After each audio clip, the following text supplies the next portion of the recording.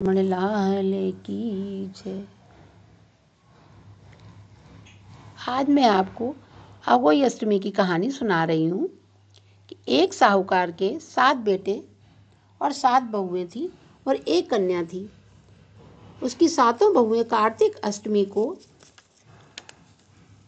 अघोई माता के पूजन के लिए जंगल में अपनी ननद के साथ मिट्टी लेने गईं। तो मिट्टी निकालने के स्थान पर ही स्याहू की माद बनी हुई थी। उन लोगों को पता नहीं था कि यहाँ पर माद है, और मिट्टी वो वहीं पर भी खोदने लगी। मिट्टी खोदते समय ननद के हाथ से स्याहू का बच्चा चोट खाकर मर गया।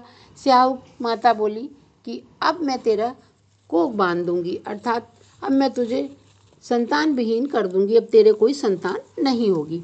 तो उसकी बात सुनकर ननद ने अपनी सभी भाभियों से कहा कि स्याहू माता से स्याहू माता का बच्चा मुझसे मर गया है और स्याहू माता कह रही है कि मैं तेरी कोख बांध दूंगी। अब भाभी बताओ मैं क्या करूं? कोई बदले में अपनी कोख बंधवा लो। पर सभी भाभियों ने उसके प्रस्ताव को अस्वीकार कर दिया कि ना भैया, हम अपनी कोख नहीं बंधवाएंगे। परंतु उसकी छोटी भाभी ने कुछ सोच समझ करके अपनी कोख बंधवाने की जो स्वीकृति ननद को दे दी, और थोड़े ही समय में जो भी संतान होती भाभी के वह मर जाती।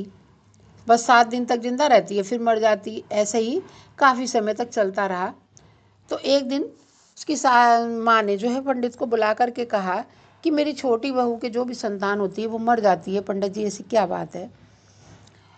पंडित जी ने उत्तर दिया कि तुम काली गाय की पूजा करो, और काली गाय स्याहू के रिश्ते में भाईली लगती है, मतलब कि सहेली लगती है। तो वह यदि तेरी कोख छोड़ देगी तो तेरे बच्चे जीवित हो जाएंगे। तो पंडित जी की यह बात सुनकर छोटी बहू ने उसी दिन से ही काली गाय की सेवा करनी शुरू कर दी।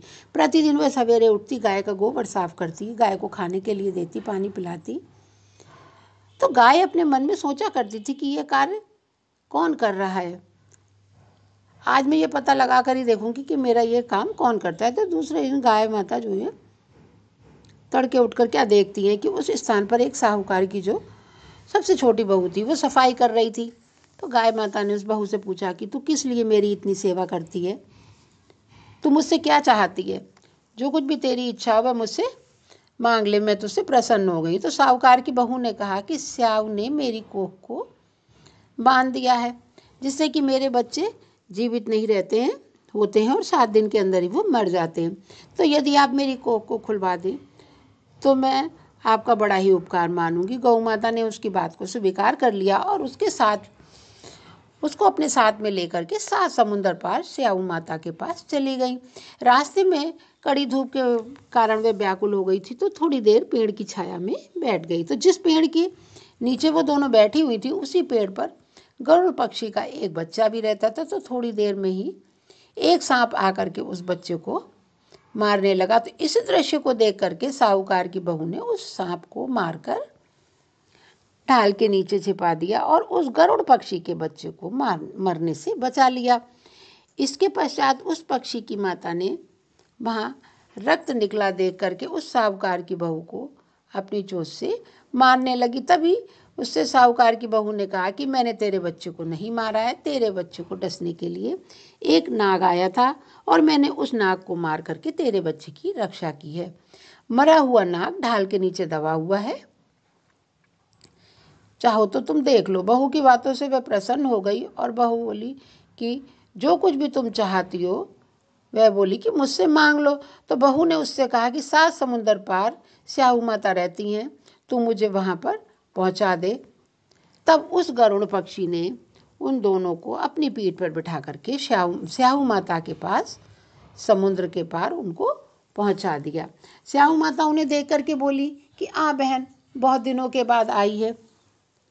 स्याहू माता ने कहा कि मेरे सिर में जू पड़ गई हैं, तू उसे निकाल दे। तो उस सुरही गाय ने काली गाय के कहने पर साहूकार की बहू ने सलाई के सहारे स्याहू माता के सिर की सारी जूओं को निकाल दिया। तो इस पर स्याहू माता अत्यंत प्रसन्न हो गई और स्याहू माता ने उस साहूकार की बहू से कहा, तेरे 7 बेटे और 7 बहुएं हों। सुनकर के साहूकार की बहू ने स्याहू माता से कहा कि मुझे तो एक भी बेटा नहीं है, 7 कहाँ से होंगे? स्याहू माता ने पूछा, इसका क्या कारण है? उसने उत्तर दिया कि यदि आप मुझे वचन दें तो इसका कारण मैं आपको बता सकती हूँ। स्याऊ माता ने उसे वचन दिया। वचनबद्ध करा करने के बाद ही साहूकार की बहू ने कहा कि मेरी कोख तुम्हारे पास बंद पड़ी हुई है, उसे खोल दो। स्याऊ माता ने कहा, मैं तेरी बातों में आकर के धोखा खा गई, अब मुझे तेरी कोख खोलनी ही पड़ेगी। इतना कहने के साथ ही स्याऊ माता ने कहा कि अब तू घर जा, तेरे 7 बेटे होंगे और 7 बहुएं होंगी। घर जाने पर तू अहोई माता का उद्यापन करना, 7 अहोई बनवा करके 7 कढ़ाई देना। जिसके घर लौट आकर उसने घर लौट करके देखा तो उसके 7 बहुएं थीं और 7 बेटे थे। वह खुशी के मारे भाव विभोर हो गई और उसने 7 कढ़ाई बना करके 7 अहोई बनवाई और उद्यापन करा। और इसके बाद ही उसने खूब खुशी के साथ दीपावली का त्यौहार मनाया। तो उसकी जेठानी कहने लगी, अब सब लोग पूजा जल्दी से कर लो पूजा का, कहीं ऐसा ना हो कि छोटी बहू अपने बच्चों को याद करके रोना शुरू कर दे, नहीं तो रंग में भंग हो जाएगा। तो जानकारी के लिए उसने अपने बच्चों को छोटी बहू के घर भेजा कि देख के तो आ चाची क्या कर रही है, क्योंकि छोटी बहू तो रोती थी अहोई अष्टमी वाले दिन, वो पूजा नहीं करती थी, लेकिन उस दिन वो रो नहीं रही थी। बच्चों ने घर जाकर बताया कि वहाँ पर आटा गुथा हुआ रखा है और उद्यापन का कार्यक्रम चल रहा है, तैयारी हो रही है, चाची बहुत खुश हैं। तो इतना सुनते ही सभी जेठानियाँ आकर उससे पूछने लगी कि तूने अपनी कोख कैसे खुलवाई।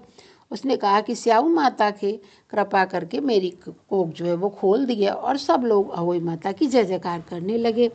तो जिस प्रकार अहोई माता ने उस साहूकार की बहू की कोख को खोल दिया, उसी प्रकार इस व्रत करने वाली सभी नारियों की अभिलाषा को पूर्ण करें। अहोई माता सबकी संतान की रक्षा करें, सबकी बेटों की रक्षा करें, जिनके बेटे ना हो उनको बेटे दें। तो अहोई माता सब पर अपनी कृपा बनाए रखें। तो आज मैंने आपको अहोई माता की एक कहानी और सुनाई है। श्री राधे श्री राधा रमण लाल की जय।